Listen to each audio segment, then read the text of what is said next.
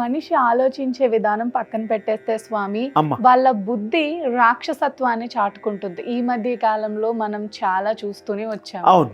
అసలు ఎందుకు స్వామి ఒక మనిషి అందరితో మంచిగానే ఉంటున్నాడు, ఒక్క పర్టిక్యులర్ వ్యక్తి దగ్గర రాక్షసుడు అయిపోతున్నాడు? అవును.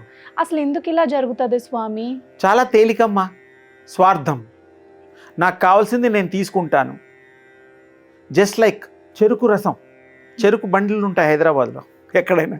చెరుకులు పెడితే తిప్పితే రసం వస్తుంది, పిప్పి తీసి బయటపడేస్తాం. మనకు కావాల్సింది రసం, అది తాగేస్తాం, పిప్పి మనకు పనికిరాదు, పడేస్తాం. మనుషులు అలా వాడుకుంటారు. మనలో ఉండే విద్వత్తును గ్రహించి వాళ్ళు ఇది వాడుకుంటారు, ఉపయోగపెట్టుకుంటారు. మీ పనులు అన్నీ అయిపోయిన తర్వాత వాళ్ళకి మీతో అవసరం ఉండదు, పక్కన పెట్టేస్తారు. అంటే చెరుకుతో పోల్చా. ఎందుకు? చెరుకు స్వీట్గా ఉంటుంది, తాగితే బలం వస్తుంది, శాంతంగా ఉంటుంది. పిప్పి దేనికి పనికిరాదు కదా. అంటే వాళ్ళకి అవసరం ఉన్నంత చెరుకు రసాన్ని ఎలాగైతే ఆ బండి వాడు తీస్తాడో, ఈ మనుషులు కూడా మనుషులను అంత వాడుకుంటారు వాళ్ళకి కావాల్సినంత. తర్వాత పడేసినట్టుగా ఇక్కడ మనుషులను వదిలేస్తారు.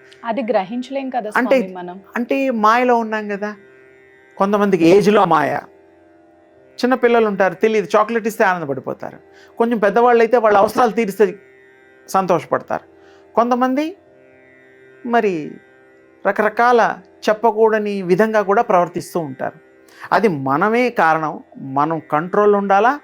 మనం ఎప్పుడు కూడా ఎవరికి ఏ విధమైన ఛాన్స్ ఇవ్వకూడదు.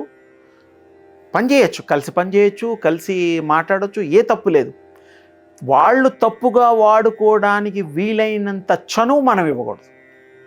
సింపుల్. ఇంకా మనం కంట్రోల్లో ఉంటే ఏం, మన అగ్ని కూడా మన తాకలేదు వితౌట్ అవర్ పర్మిషన్. వాడు రాక్షస మనస్తత్వం ఎప్పుడు వస్తుంది? మనకి తేలిగ్గా మనం వాడి మాట వింటాము, వాళ్ళ మాట వింటాము, వీళ్ళని మనం ఉపయోగించుకోవచ్చు అన్నప్పుడే కదా మనం మరి వాడు రాక్షసుడు అవుతున్నాడు. అంతవరకు బాగానే ఉంటాడు. మనం వాళ్ళకి ఉపయోగపడేట్టుగా మనం ప్రవర్తించవద్దు. మాట మనం అందకూడదు, అవును చిక్కకూడదు, అవును స్వామి. చిక్కకూడదు, దొరకకూడదు. మాట తేనె పూసిన కత్తి అంటారు అదే స్వామి. అదే నాన్న, ఇప్పుడు మీకు ఆ అదే చెప్పా. కత్తులతోనే పీకులు కోసేస్తున్నారు కదా స్వామి.